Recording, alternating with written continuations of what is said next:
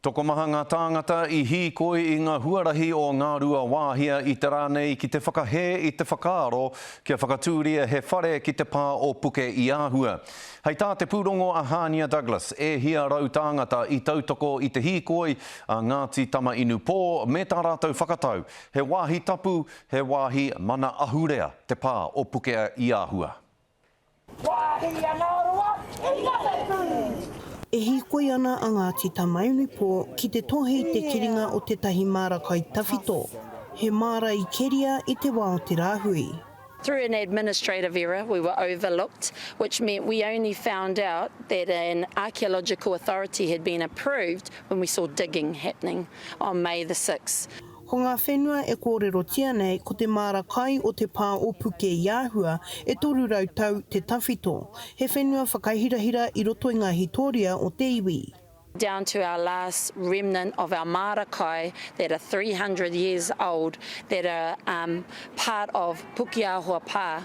Now the significance for us is that the stories that come out of that era is how Ngārua Wāhia was named and how Hakarimata was named. He wai anō, I panonitia te taitara whenua e te kaunihera ārohe o Waikato, kia pai ai te whakatū whare.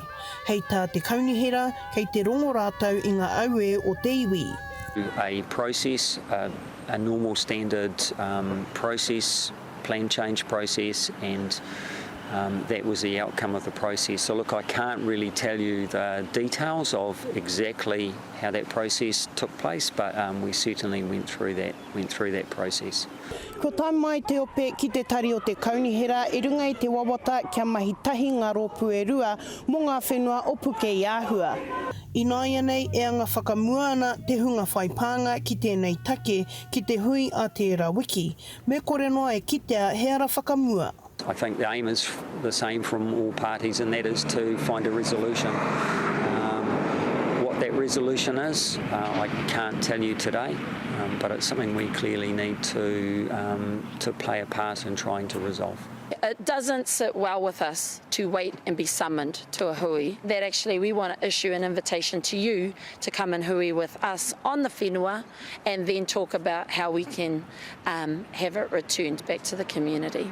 Whakaritea te hui mo te rāmere te kauma iwa o Pipiri.